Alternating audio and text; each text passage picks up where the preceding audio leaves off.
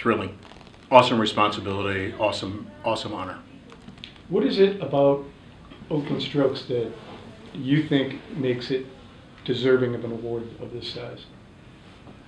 I mean, I think for the past 6 years we've worked really hard to build an outreach program that reaches as many students as possible from the Fruitvale neighborhood in Oakland. We've had to work really hard with a lot of different community organizations, and I think that we've had success so far, and we're really looking forward to continuing doing that work. Is that a difficult process, getting started, pushing it through? It takes a lot of time, a lot of energy, and a lot of effort from a lot of different people to make it happen. How many kids have you had through the program now? Just under 600. It's a lot of kids. Where's the energy for this coming from? I think it comes from a broad base, certainly from Jesse and from Beth and from our coaches primarily. It also comes from our board, and it comes from the dedication that we've had as an organization to make this happen. It's not without false starts, hiccups, failures, learning, copying. Some of the things that it requires transportation, it requires water safety. Jesse's developed a partnership with Mills College to teach kids water safety and how to be safe in water. So I mean, there's a lot that goes into it. And I credit them primarily for the effort that they've put through to make it so successful. Where do you see this going?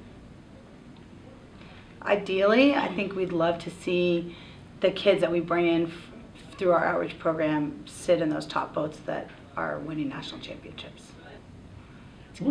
Inclusion is a very important thing to USRowing. What are the barriers that you're running into, and how are you finding ways to overcome them? And I think there are a lot of barriers. I think that a lot of the students we're trying to reach don't know how to swim, come from undocumented families, from families that don't have exposure to sports or especially to water sports, may come from families that aren't necessarily supportive of extracurriculars because those students have a role in the family that they need to fill or academic demands. And the thing I've found over the past few years is the best way to address those barriers is to build strong community partnerships with other organizations that have traction in the communities we're trying to reach, and with the students we're trying to reach, to give them sort of a network of support. So we're part of that. We offer them athletics, but in order to sort of address these other barriers, we partner, like Dan said, with Mills and with various other community organizations that help us support the students and get them past those barriers. And the community has embraced this?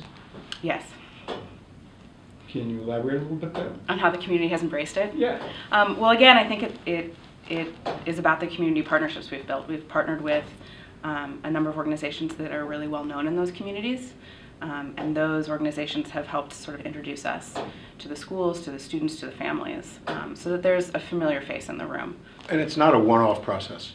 It takes a while, and it takes a while to build that trust. And I think Beth and Jesse and our coaches and our board we're starting to build that trust in the community, and I think that's critically important moving forward.